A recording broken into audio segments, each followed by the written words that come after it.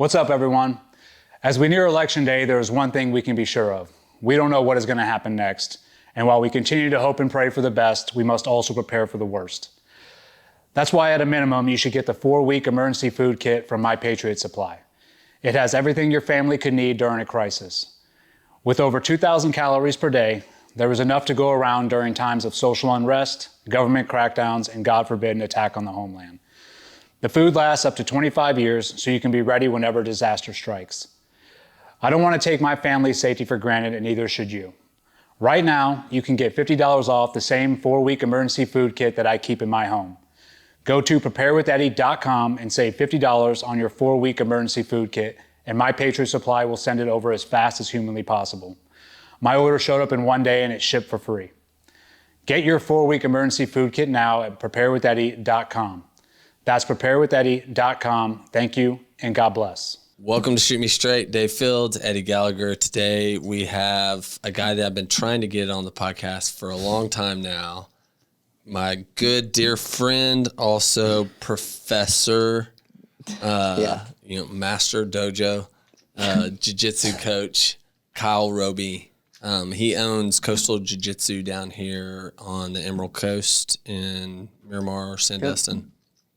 And great guy, great friend. How long have you lived in Santa Rosa? I've lived here since I was 18, so 20 years, something like that. Yeah, 38. Dang. Wow. Where'd you grow up at? Southern Illinois. Okay, So, Midwest. Yep, Midwest. Nice. Pretty easy. Corn, bean fields is all we had. So Yep. You have one brother. Yep. You don't have any sisters, right? I do not. Just a brother. And your dad, what's interesting, your whole family does jiu-jitsu, That's your right. dad and your brother. Yeah. Your dad's shooting for a black belt right now, isn't he? Yes, he is. 63. Started when he was 47, so it was pretty Beast. good. Yeah. So he started jiu-jitsu at 47? Yeah, at 47. So were you guys doing jiu-jitsu in Illinois at all? Yeah, so I actually came down here when I turned 18 and started training jiu-jitsu as a little hobby for mine. And every time I went back home, you'd wrestle with your older brother, so he kind of beat up on him a little bit. So he went out, seeked out, and found some jiu-jitsu up there. And then when he started training, obviously he did the same thing to my dad. And so my dad decided he needed to start training as well. So it was pretty cool. He's like, can't let these boys Yeah. get the better of me. For sure. Was it like back then? I mean, it wasn't as popular. It was more popular than it was because that was 2005, I think, when I started training. So it was just the beginning of being popular, I think. I can't remember when they did the Ultimate Fighter. That was probably when MMA became super popular.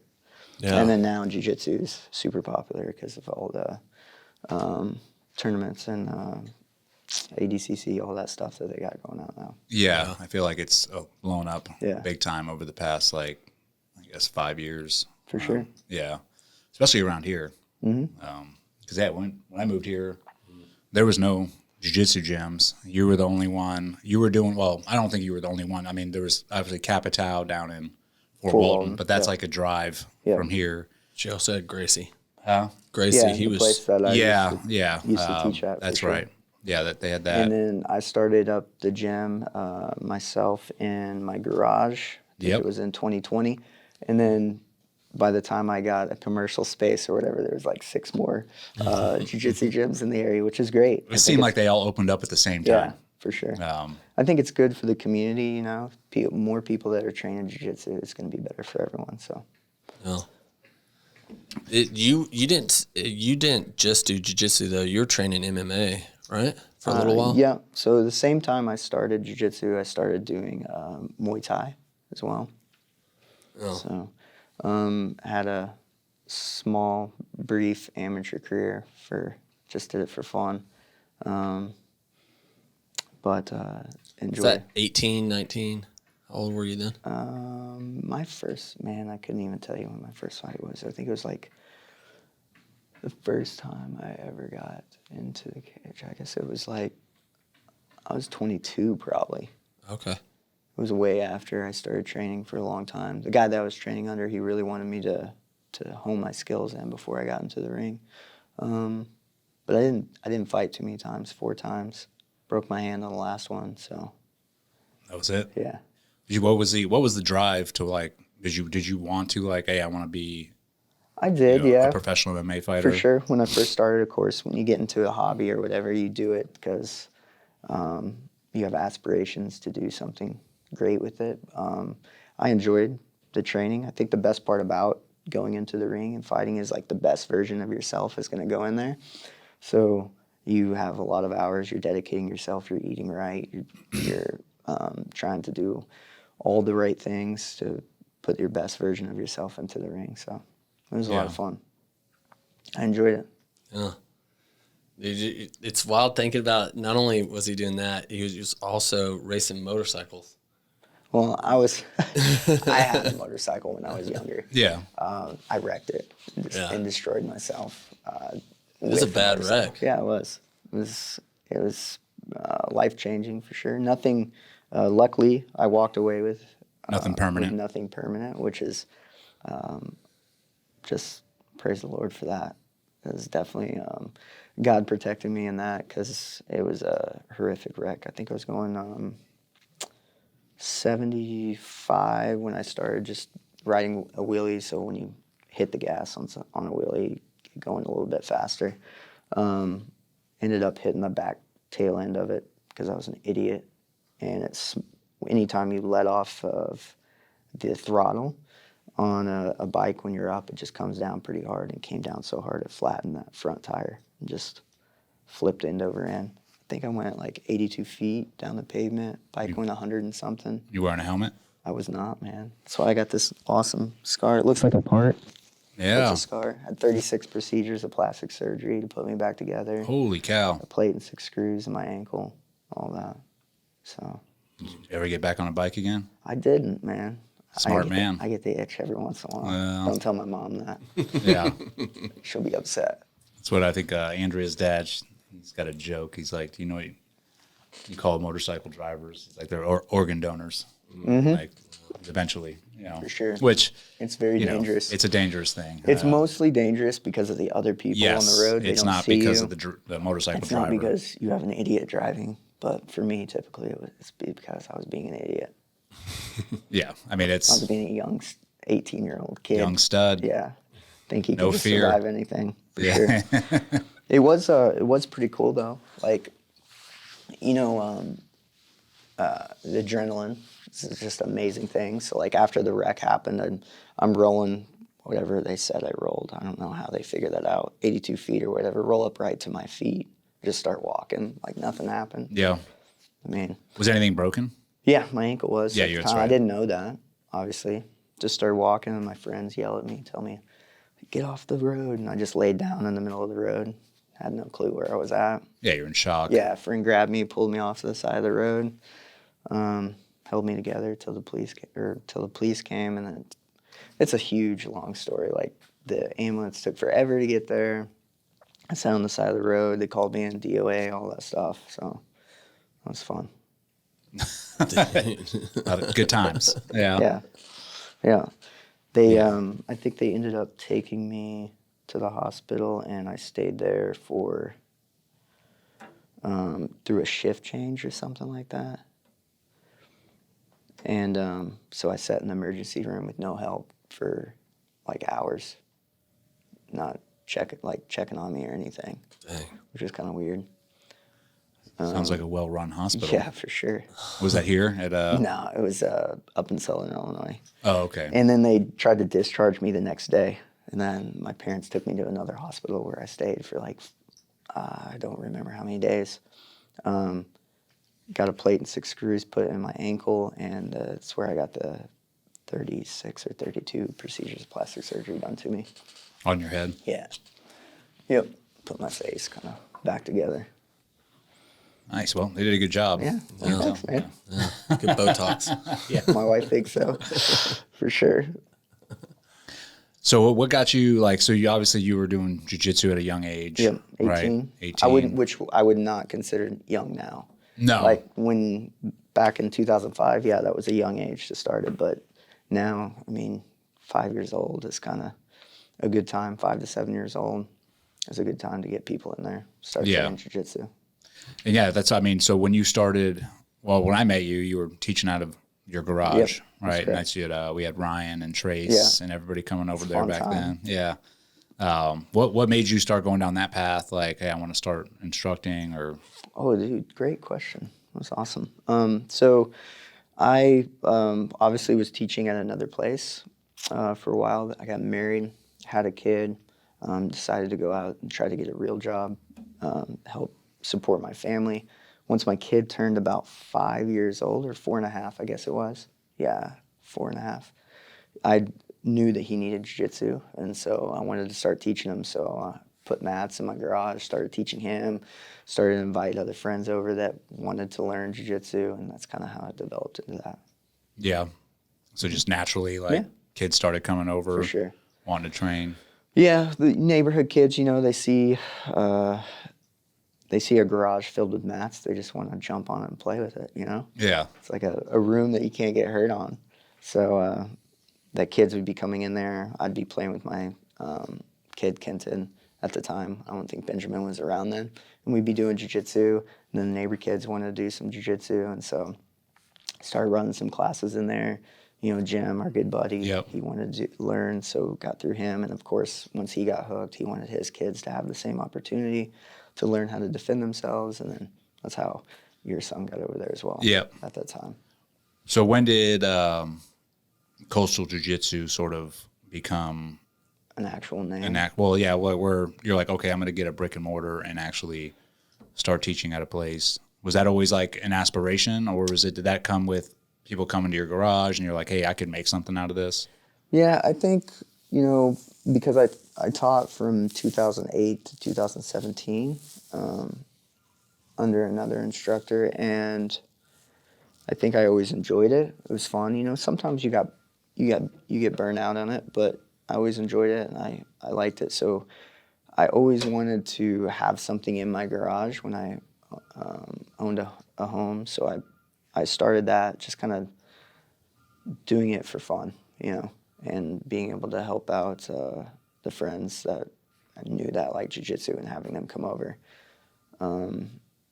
I guess at some point in time, I saw that there's an opportunity to help more people, and so I kind of jumped on it and started looking for a commercial space. I know that my neighbors didn't like too much having all the cars parked in the on driveway, the street. and on the street. So the HOA didn't like that too much. So I was lucky enough to be able to have one of the guys that were in my gym. He was a guy that helped find like commercial spaces or whatever. And so he looked around for me. We found one close to Gateway Academy over there by in that shopping center, Lost Pizza.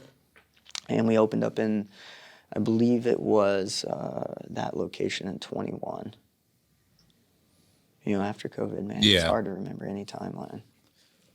Yeah, I think it was around that time. I mean, I know because Ryan was going to your garage for a while, and then all of a sudden, I think it was 2020 maybe, is when all the jiu-jitsu gyms started like popping up around here, for sure, one after the other. And then I remember that's when I think 21 is when yours. I think so. Yeah. For that commercial location. Yep. Which I'm glad that he's wrestling, man. That's cool. Ryan? Yeah. He just started conditioning this week. That's so awesome. he's back to getting his ass kicked, which is good. Yeah. I remember we sat down and we talked to him about like wrestling was one of the things that I wish I would have done when I was in high school. Same. So, yeah. My dad was always like a huge proponent when I was like, you should wrestle, and I was too stubborn. I was like, I'm not wearing that singlet. Yeah. Like that was like the big reason I didn't. I was like, I'm not wearing that gay outfit. But then, of course, I was young and dumb, and then you find out later on in life, like these kids who wrestled, and then other men, they have like a leg up on you on like everything. Yeah. Grit, determination, hard work. Yep. Just the discipline aspect of it, and that's when I was like, dude, I wish I would have done it, So then I told Ryan, I'm like, we're not having a conversation about this. Like, you're wrestling, and he, and he was, he'd already been doing jiu-jitsu with you, so he was like more like, oh, maybe I'll try it. I was like, there's no trying it. I was like, I don't even care if you are good. I don't. I was like, obviously I want you to be good, Yeah. but I was like, I just want you to go through the grind of camp, of actually going to meets, of losing, Yep. getting back on that mat, and of course of winning as well, because that always feels good. But I was like, that will prepare you for everything in life. Yes. And that's the way, I mean, I feel about it. And it's the same with, I think when I started obviously doing some jiu-jitsu, Yep. obviously later on in my 40s, Yeah. I was like, this is perfect. I mean, it teaches you to be humble. It checks your ego, but you also, you feel awesome afterwards. Like I let everything out on that mat, and then I'm good to go for the rest of the day, Yes, definitely. I think it's a good point. A lot of people say once you've wrestled, everything else in life is easy, and I think that's true. And that's the same kind of things we try to emulate at the training room over at Coastal, especially with the kids. You were talking about the grit, the determination, all those great things that he gets going through his wrestling practice and wrestling camps and going out and competing. We try to also instill that into our kids as they come in. Like as they're coming in the door, they're trying.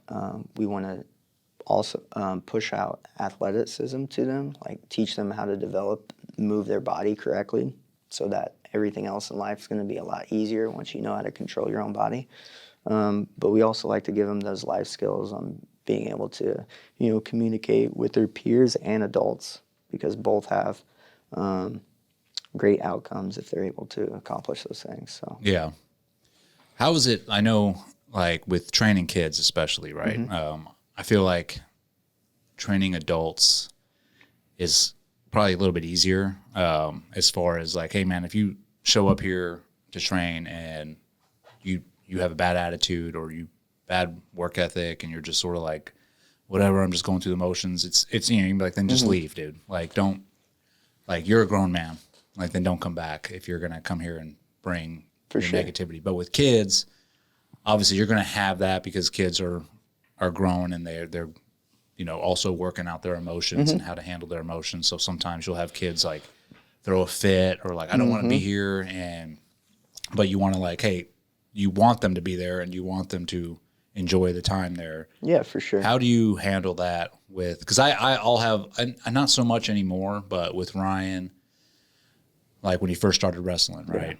It's a grind. He's especially, he's doing it right now. Like he gets off school at 3 and then he's there till 6, doing conditioning, for 3 hours. Which is awesome. And I think he's used to it now to where he understands like this is what it takes. But when he first started, there's days you'd pick him up. I'm like, how was it? And he's like, oh, I'm good. And then there's also other days where he's like, this sucks. I don't want to go back. Like, why are you making me do this? I'd already been driving him to it. He's like, I don't want to do this. And it's hard for me. Like, I find it hard to like to motivate him or like find the words to like, hey man, like you're trying to motivate him, but they just keep coming back with their stubborn negativity. For sure.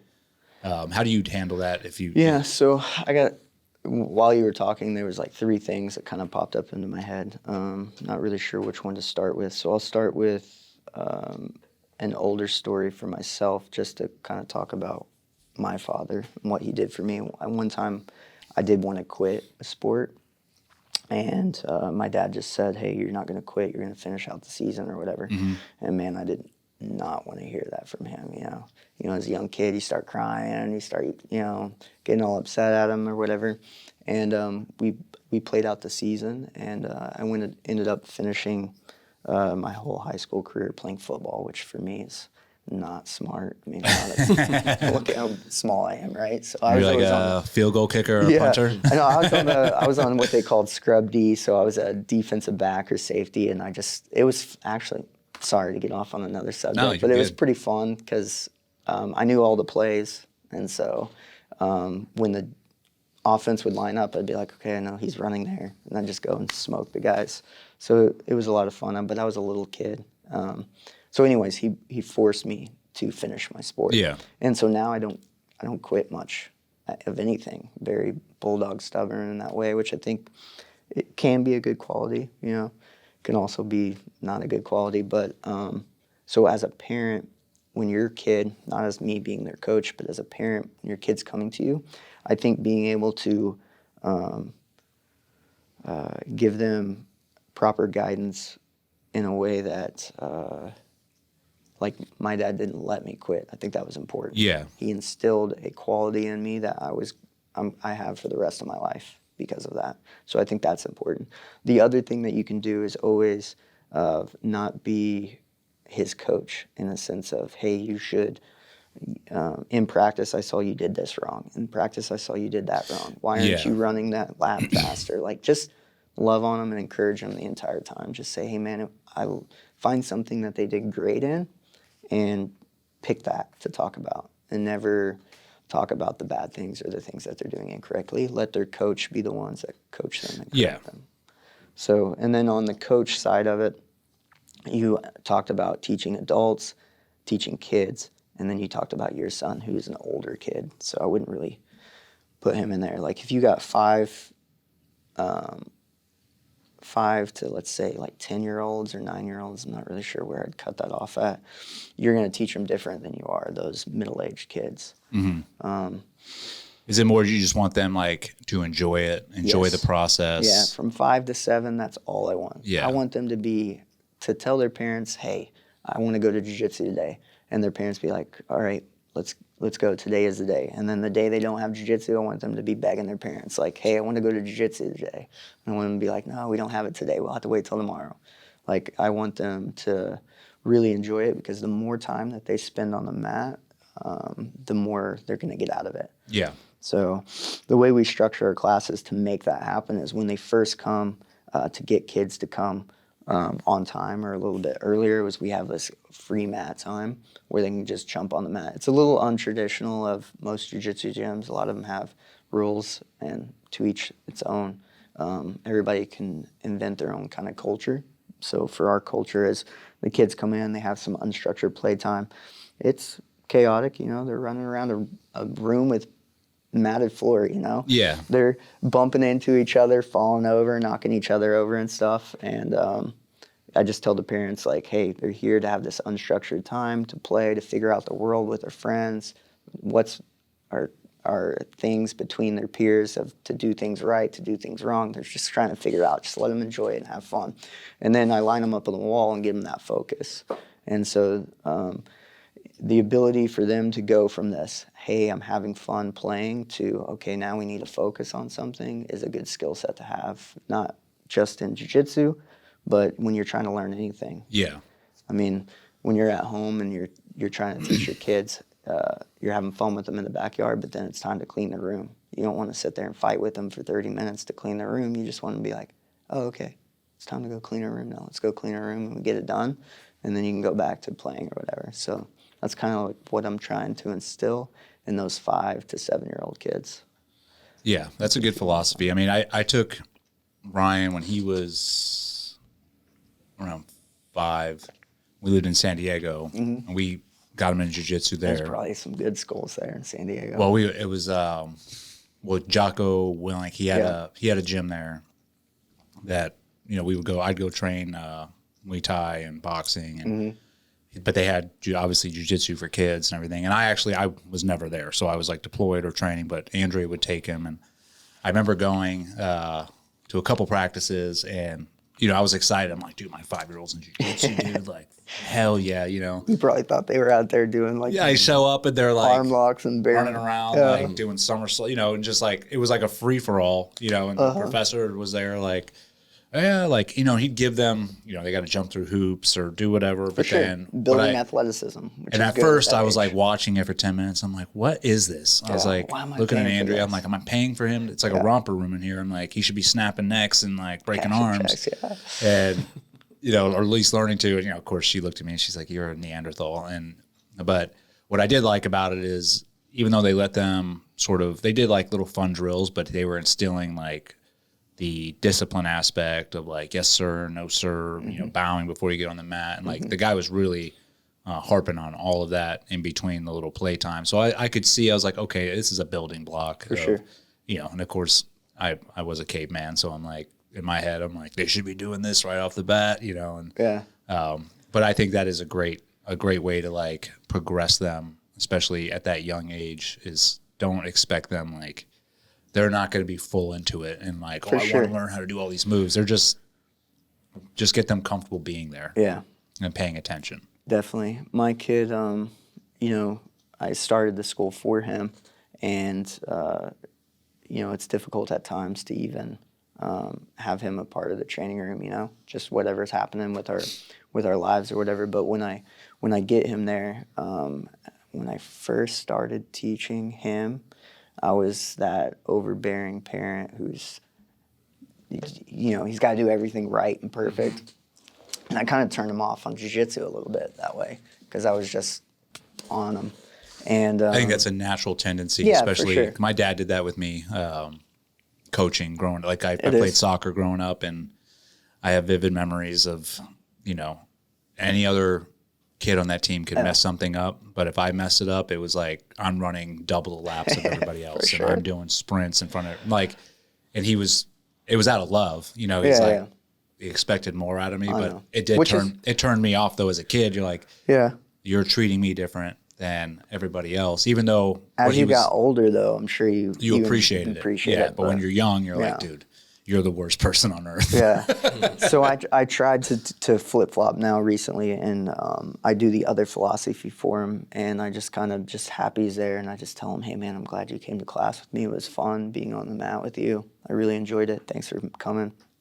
And when I sit and like rewatch the film, because I film a lot of our classes, and I rewatch it and I see his movements, I'm like, man, he's moving amazing. But in the time, like when I'm on the mat with him being his coach, I just want to pick out every small detail that he's doing wrong. But when I rewatch the film later, I'm like, yeah, he's got it figured out. He's progressing as normal. He's getting better, yeah. Yeah. I need to chill out, calm down, relax, That's let it work. natural dad instinct. Yeah, for sure. Yeah. But I think let's see, what other things do we do there we try to develop their athleticism through like animal warm-ups and move around. I think it's important at that 5 to 7 year old age. It's interesting, like when you're talking about teaching a kid athleticism is a lot easier than when the adult comes in that's never done any sport before. Yeah. And you get them in front of you, and it's a difficult time trying to help them with the techniques and movement. So we like to try to develop animal warm-up type movements around for the kids. A lot of jumping, a lot of sprinting, a lot of one-leg hop type things, hand-eye, foot-eye coordination type stuff. And then we get into sitting down and refocusing again and having a conversation over some character development. And so you notice the pattern there is we're playing, having fun, and then we're trying to focus and learn a skill set, and then playing and having fun, and then we sit and learn a skill set and a focus. And I think that constant up and down and changing of the time frame within the class just really helps them be able to get through the class and have a productive outcome with them for the 5 to 7 year olds. How about when so you sort of touched on it when guys my age come in, right, and they haven't done it before. You'll have some guys, they are somewhat athletic, like they're like, oh, I've done other things, but then you'll also have dudes that like really aren't that athletic, but they want to take up jiu-jitsu. For sure. How do you like go about training them and like getting them bought in on like, hey, this is something you need to do and keep coming back? For sure. I think everybody that comes and tries out a class, they obviously enjoy it, love it. I try to give them the good time frames to where, time's not the problem or the commitment, It's just their ability to want to learn the techniques. But I think like each individual person needs kind of a different aspect of help. Like you got the smart kid or the smart guy, someone who's really smart. They pick up on the techniques pretty quickly and can memorize them pretty well, so they can go through the movements pretty well. You got the athleticism guy who can move his body really well, so he gets kind of the overall principles. You just teach him kind of the rules of the game, and he can kind of figure it out pretty quick. I think the ones that are more difficult are the people that have probably never done a sport and aren't very intellectual either. So they kind of don't have both of those aspects. They're challenging to teach, but I enjoy teaching them because once you start to build some athleticism in them and they start to understand the game, they can get it. I mean, I think jiu-jitsu can be learned from, or can be learned for everybody. Yeah. I don't think it's just like, no, you have to be athletic or you have to be smart in order to do jiu-jitsu. I don't think that's the case. You just have to be consistent. Consistency Yeah. is the key for sure. As long as anybody can learn any skill set as long as they're consistent with it. Yeah, and I mean, that's what I found when I was going for, I mean, I haven't been going that much due to travel and all that other stuff, but when I was going for, 3 or 4 times a week, I'm one of those, I'm not intellectual. I'm not, so like when the professor's up there, like giving an 8-point move, like, and then you're going to do this. And then when he does this, you do that. Like, I'm halfway through. I'm like, I don't even know what's going on anymore. I'm just like, just get me on the mat. Just Let's get moving, yeah. And let me everybody get learns going. different, like you're saying, yeah. It's like I need to get my ass beat, or like I need to like exert myself to a point where I have nothing left to give, and that's when I'll start learning. Gotcha. And that's just the way I've sure. always done things. I'm not saying it's the right way. It's just the way my brain works. But Yeah, and some people have to watch it to do it. Some people have to hear it to do it. Some people have to do it to do it. I'm a tactile. Like I have to do it, and I have to mess it up over and over before I can figure it out. For sure. But I did find that the consistency was the key. It's like I would go for 4 days in a row, and like on the 4th day, I'm like, oh, dude, I'm starting to like really understand and start flowing. But then if I missed a week, you come back, you're like, dude, I'm at day 1 again. So it is like you have to be consistent sure. and really make it a priority. I think sometimes like, hey, if I want to get better at this is what I have to focus on. Yeah, I always tell people they need to do it at least twice a week. If you do it any less than twice a week, you're not going to progress. But obviously, if you do it 6 times a week, 3 a days, you're going to progress a lot faster than the guy that does it twice a week. Yeah. It's just common sense. Your body's also going to be feeling it. Yeah. at our age. Yeah, for sure. But I think that consistency is the key to get good at anything, and you definitely need it for jiu-jitsu. But there's nothing wrong with just being that guy that comes in, and you just want to try something new. Yeah. I mean, like we have the small group that we run, and we have all the entrepreneurs that are in there, people that run businesses or whatever. There's these guys who are normally at the top making all the decisions for themselves and their lives, and they get to come into a class where they know nothing and don't know how to perform anything. It's like starting from the bottom.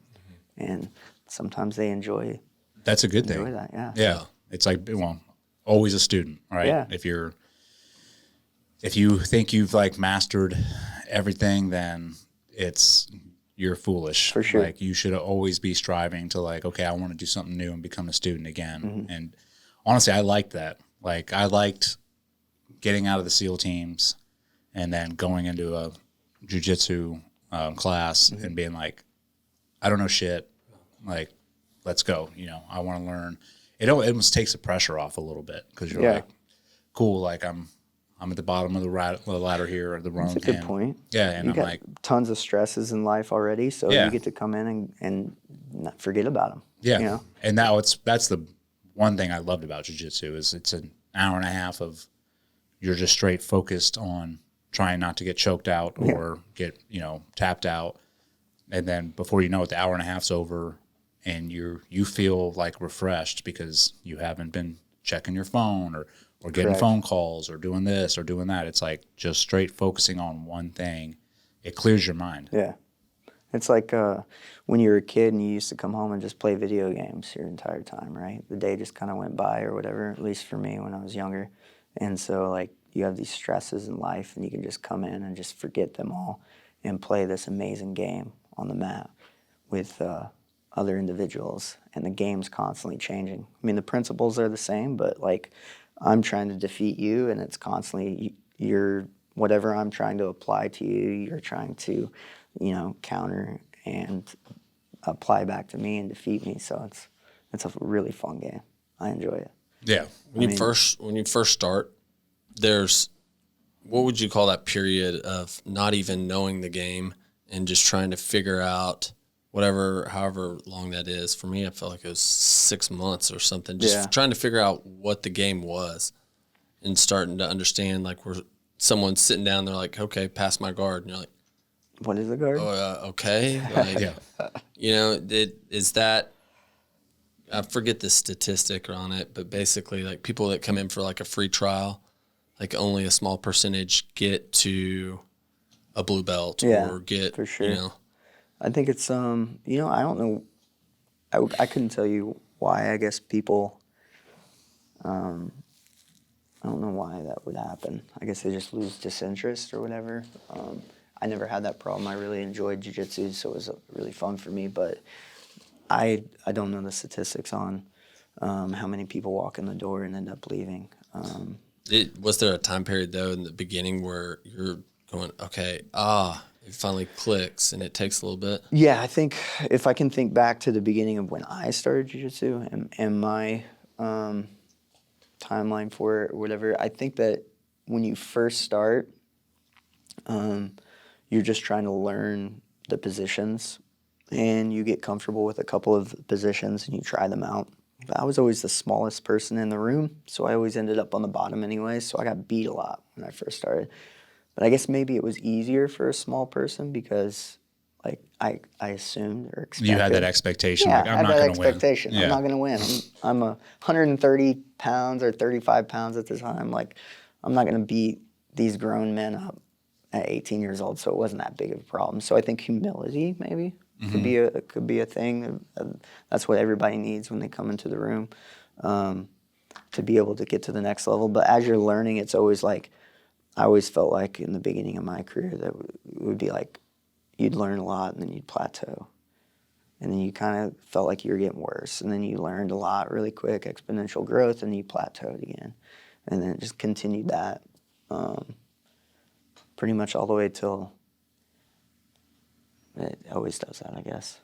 Yeah, I heard even, like, you know, obviously you earned your black belt, right? Yes. Which congrats. Yeah, I mean, that's a big deal. But even I've talked to my friends that are black belts. They're like, this belt means nothing. Yeah, like, it's literally, you're constantly trying to get to the next level. Always bettering yourself. They're like, it's a Every day. curse. Like, this black belt's a curse to have because then everybody expects all these things out of you. And they're like, I'm still learning. For sure. Still learning all the time. I do think there's one thing that's kind of interesting about a belt, though, is one day, like the day before you get your new belt, right? You are, let's say, a 4-stripe blue belt, right? And then you're in the room with a bunch of other people and they're training, and all these people are giving you troubles that are at the same rank as you. You get your purple belt, and then it's like they all are terrible. And it's not because you got that much better. It's just in their mind. You're a purple belt. You're a purple belt, so now I can't beat them. It's like it's their own mental capacity. It messes them up. And that happened at purple belt. That happened at brown belt. And then again, I just recently got my black belt. Nothing changed of me whatsoever. And people are just easier now. Because they're intimidated by the belt. Yeah, for sure. Yeah. Which I think is a weird concept. But that's why I do like no-gi. That's pretty cool about no-gi is no one knows your rank, so you just get to go out there and have fun. You don't have to get your mind or mental capacity all messed up. I got a question for you. Yes. So I would say this more pertains to, I guess, guys in their late 30s and our age, right, that are starting. And obviously, Which I think is important. They should all start. Yeah. And I think it's obvious, like, as the more you age, the more, like, you know, your body's going to be and hurt a little bit more, and you're probably going to get injured during your journey of jiu-jitsu. But what I've hurt my shoulder, and it's been jacked up from doing it. I tore my rotator cuff, and they're like, oh, just come in anyways, like, train through it. And I'm like, okay. And so I would come in, but then it was like I was constantly Hurting again. hurting, and it was just like, dude, this doesn't make any sense. We're like, oh no, just, and after a while, I'm like, no, man, I think I'm going to take some time off and let this heal. But then I guess the mindset of like some guys that are in like, no, dude, you just come in and train through it and do this and this. What would you say to that? Because for me, I'm like, dude, if I'm going to get better at this or like keep going, I need to be healthy. Yeah. You know, I shouldn't have like a freaking broken rotator cuff and this and this and keep going through. But I think that is like some of the mindset that's like, no, you keep doing it. Or just come in and just drill. Like just drill. So the way which is hard to do as well. So it's hard to do for you. Yeah. So you got to look at the individual. I think every individual itself. Like I think Dave could probably come in and he could do jiu-jitsu and continue on. But you have that mindset of you got to push yourself. You've always pushed yourself. You push through the pain. Like when you were going through, buds or whatever. I'm sure you got injured and you just pushed yourself through. We're idiots. And and that's what you're trying. And that's what you're trying to do at jiu-jitsu practice. And that's fine. So for you, it would probably be better for you to relax, take some time. Hit some ice baths, do some prehab or post-hab or whatever they call it to rehabilitation, to heal up a little bit. But if you could take that time and still come to class and do some drilling, I think that you could develop a different aspect of your game where you're not using your arm. Maybe you use your legs more now. And so you start getting into different positions that you typically don't go for because you are built well and you are pretty strong. So you probably, when you grapple, you probably over grapple with your hands. Oh, yeah. And your arms more than you use your legs. So it would be a good time to start training those legs. But you got to have that mindset when you go in to be able to force yourself to do that. And your mentality probably can't do that. It's hard. Tough, and I tried, and I was like, hey, I'm all right, I'll come in. But yeah, it's like I would go in and be like, all right, let's just drill, but then you get somebody that's who like pushes on you just grabs a you little and bit. you're like, okay, dude, like let's go. And my Neanderthal brain automatically takes over and it's like, now we're in it. For sure. But for Dave, someone could push on him and he'd be like, oh, cool, man. And he'd just roll over and he'd be fine with it. Yeah. So it's just, it's to each its own. But I think that is also what helps you grow in jiu-jitsu too, is like getting both those mindsets, like being able to, and that's what I've tried to work on is like, okay, just calm down. Let this happen and like just, let this person beat you and still work your leg game or try something different. But it's hard. It's like that wall that I have to get over that's like, just chill out, you know? It's almost like a curse of a black belt in the same way. They're like, oh, a Navy SEAL. Oh, let me try and beat him. Well, come after him. You'll have that too. And I think people like, dude, you guys don't train jiu-jitsu every day. Like, no, in the SEAL teams, we learn combatives, which is like we go through a combatives course, which we do have black belts and MMA fighters come in, but it's more get to your feet. Like you should never be like, oh, we're rolling, right? Yeah. It's like, no. It's like, get off me. For sure. I'm going to get space, and then if I can engage you, I will. But there are guys that obviously nerd out on jiu-jitsu in the teams, and that's in their off time they're like, this is what I do. And there's and I was more boxing. I like to box. Muay Thai, that's what you said. Yeah, so I would go to boxing classes, and I was doing that pretty heavy for a while. Then Andrea put the kibosh on that when I started. Like too many concussions, so it's like that's enough. But getting punched and stuff in the head isn't always good for your health. It's not the best. No. But it's got, the footwork aspect of it, your hand-eye, foot-eye coordination is really good. Your ability to develop good cardio, go for a long period of time. Those are all great things that you learn in boxing and Muay Thai. So we hold some of those classes too as well on Tuesdays, Wednesdays, and Fridays. But I actually, it's kind of funny. I charge more for those classes just because I tell them this. I say, hey, I only charge more for this because I think you should be doing jiu-jitsu. So jiu-jitsu is my cheaper price because I want you to do jiu-jitsu. If I get in an altercation out on the street, I'm not going to be punching and kicking this guy. I'm going to take the fight to the ground. I'm going to hold him down. I'm going to wait till the cops come, and then the cops are going to arrest him, and he's going to go home. Yeah. Like, nothing else. There's no reason to go out and just start punching and kicking people. That's ridiculous. You get a fight on the street, though, you'll result to combatives, right? I would actually try to talk my way out of it. Yes. No. Before anything. Try and avoid it at all costs. Or leave. Or just ignore the guy. Now, if my family's with me and I need to protect them, that would be a different case for sure. Well, then you conceal carry. Yes, but just like you mentioned earlier about the SEAL teams, right? You guys are always working to get back to your gun. Well, how often do I train shooting? Yeah. Hardly ever. But I train jiu-jitsu every single day, multiple hours a day. So I'm going to tend to go to grappling, which in this situation might not be a good thing, Well, yeah, I think my mindset is like especially if we're talking my family's with me, at that point it's like, dude, if you're a threat, if I deem you a threat to for sure me and my family, like if you, and this is after I've tried to de-escalate the situation, I'm like, dude, we're leaving, trying to get out of there. Yes. And then you've just crossed my threshold of like, now I'm going to shoot you. Like if you I'm not going to go hands-on with you. I don't want to go hands-on with you. I don't want to grapple with you, especially with my wife and kids around because you might beat me. Yeah, and if you lose, they're in danger. I'd rather just put you down after I give you ample enough warning. But I would think, if you're super confident, like being a black belt, you're like, okay, this person comes at me, I can do X, Y, and Z. Yeah, but I would still, anytime they can grab anything from their pockets, pick up anything, pull anything out, and now they've entered this tool in there that maybe I haven't trained that much of. And so, we're going to try to de-escalate the situation the best I can. Yeah, for sure. It's not worth it. That comes with age too. Yeah.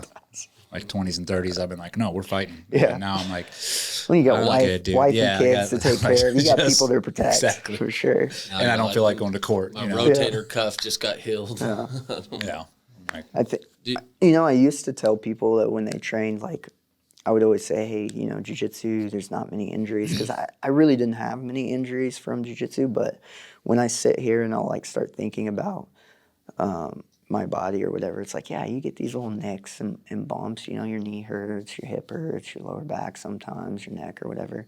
I think it's just going to be commonplace of it for when you're training jiu-jitsu, but you're going to give yourself to something regardless of what you choose. Yeah. Like if you guys played the piano all the time, your fingers would hurt.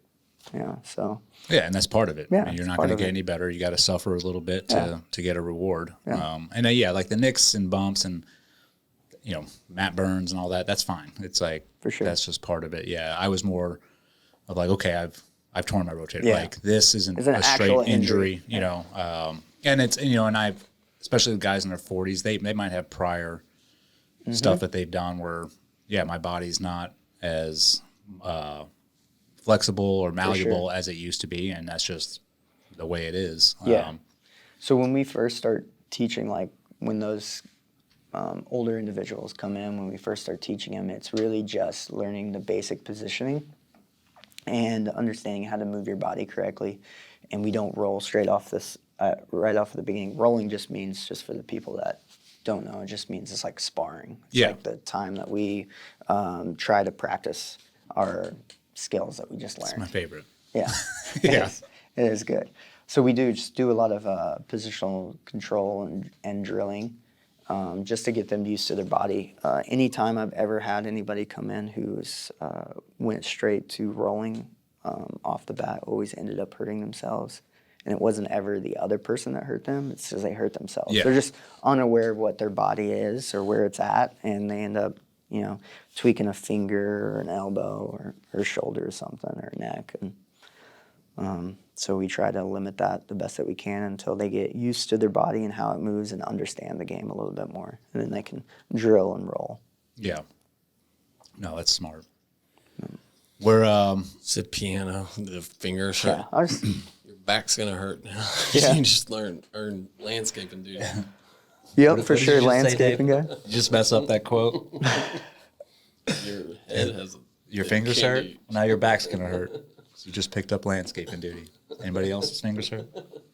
What's that off of? That is, nope, Happy Gilmore.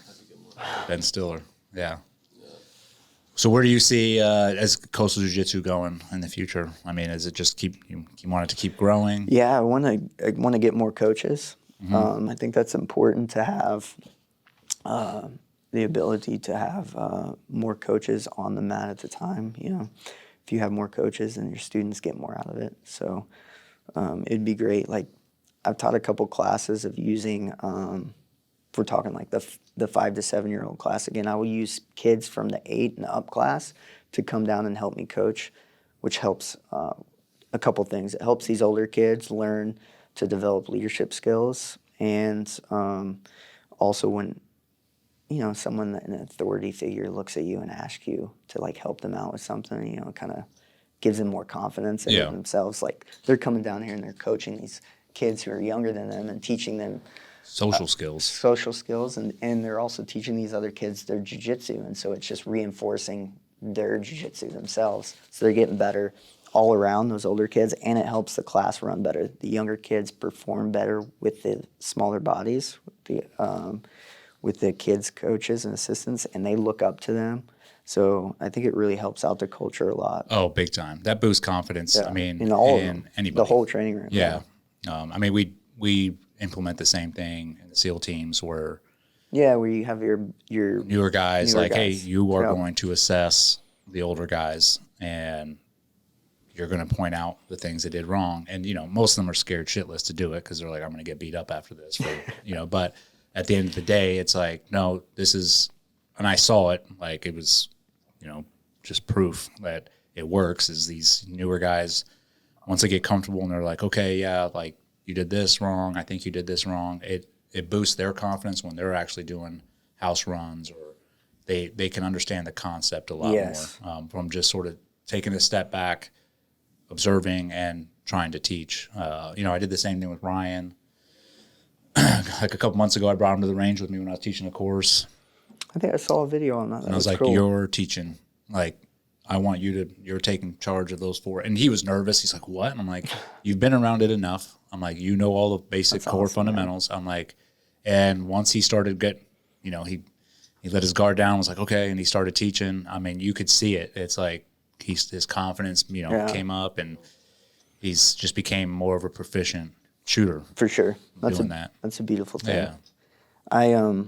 I used actually, you would think I would always pick the best kids, and I try to do that, pick the kids that act the best in the older class to kind of help me out with the younger class. But a couple weeks ago, I actually used 2 of the kids that weren't the greatest in the older kids class and brought them down. And now in the older kids class, they're so much better. Yeah. Like the confidence is through the roof just from doing that exercise with them and just kind of pouring into them. And again, I was there to tell them, you guys are doing a great job. Continue to keep, feeding, giving them these kids feedback and stuff. So it was a great thing to see, like how easy that concept right there helped raise up the whole training room. Yeah, I enjoyed that. How is it? So with all these jiu-jitsu gyms around here, right?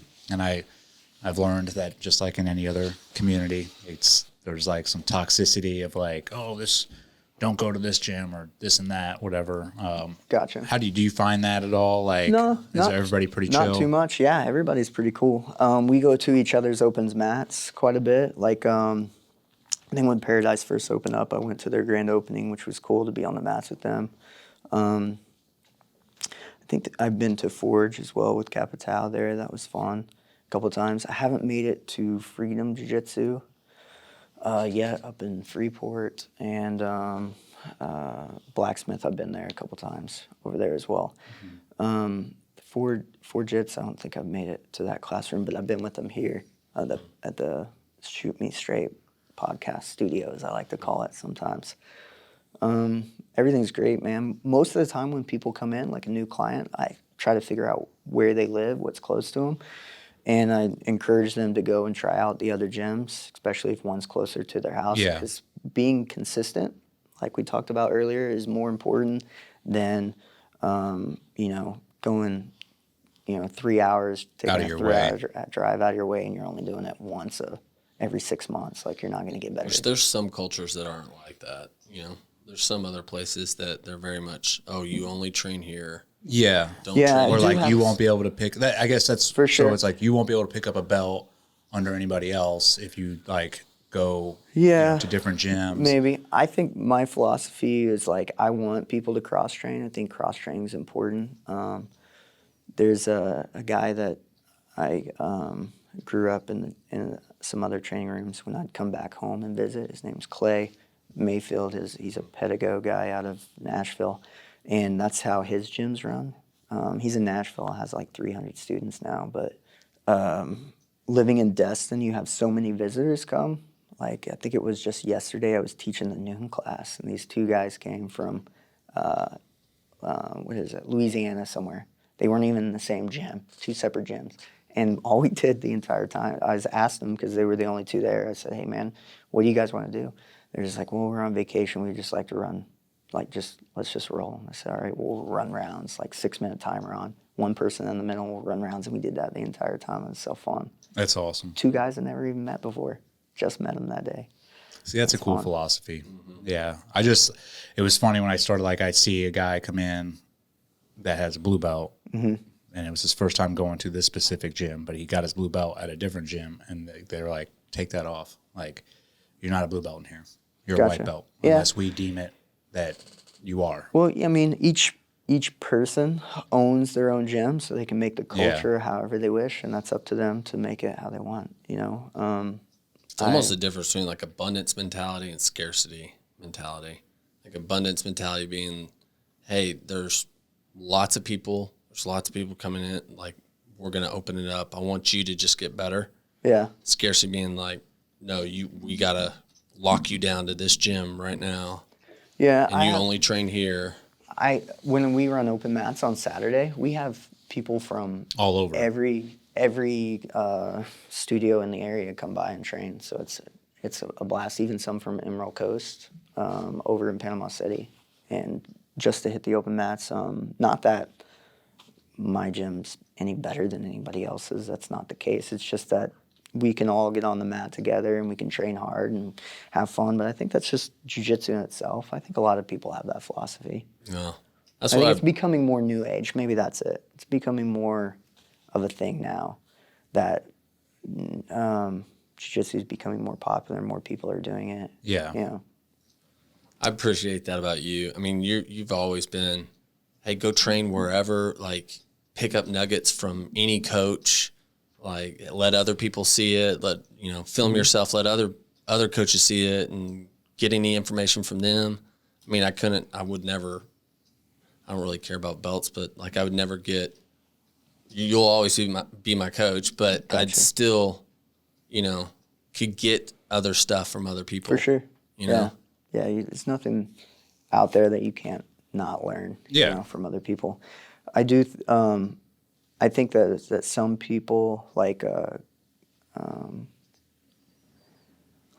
I trying to say here? Give me a moment. Yeah, I don't know. Anyways, doesn't matter. Yep. It's all good. No, man. I think that's an awesome philosophy, and I think like not just pertaining to jiu-jitsu, but anything in life, you should be picking up nuggets from everybody to gain experience and knowledge. Even if it's the wrong thing, man. My dad always said, Sometimes it's better. Sometimes it's good to see the wrong thing. Exactly. And like, okay, now I know not what to do. what doesn't work. Yeah, what doesn't work. For sure. My dad always said, smart man learns from his own mistakes, but a wise man learns from others. So try to be wise. It's a good saying. Yeah. Well, I mean, I know you're a fantastic teacher. I mean, when I was bringing Ryan there, I watched and I'm like, you're super patient. I mean, you have a great way with kids. Thank you. I mean, Thank you. that's just, that's a gift, honestly, because not a lot of people have that. Just your level of patience and the level of like teaching that you're passing on to them. And at least Ryan would always come back like, happy, like he learned something. And I think you're doing phenomenal at Coastal Jiu Jitsu too. Man. I've heard nothing but awesome things. I think it's important, like I had a good dad, so I was able to emulate some of the things that he did for me. But I think anybody can have any father figure in their life to be able to help develop the patience so that I can continue to pass that on to the kids. I think that's all you really need for them is patience and grace. Yeah. And some days, man, It's harder. It's harder on some days. I have yeah. to sit down and I have to tell them, hey guys, I don't have much grace today. Like I had a rough day. It was tough. It's a long day. You know, I'm going to ask you guys to have more focus today for me. Can you guys do that? You know, I think as long as you communicate to these kids, they're very receptive to you as long as you've put in the time with them to have some equity in their life, then you can get it back. Awesome. Thank you for coming on. Well, Yeah, brother. That was great, man. And anybody that's listening, if you're in the area, go check out Coastal Jiu Jitsu. Go try it out. Yeah, you can check out our IG, Instagram, coastaljujitsu.us, and Facebook, I believe it's the same. We don't have TikTok. We're not that cool. So we'll work on that sometime in the future. I don't know if that's cool or not. Not at our age. But, We'll and leave if the you're links. visiting the area Yes, and you need please a place to come in. roll. Yeah, we love drop-ins. Like Yeah. I said, that is the funnest thing is having these guys come in from, you know, all over the United States to play with. It's a blast. We enjoy it. It's good for my students too because they, you know, they get to see what jiu-jitsu is like from the same things, places all over the world. So Awesome. yeah. Awesome. Thanks, Thank you, brother. Out. Hey, Out. my honor.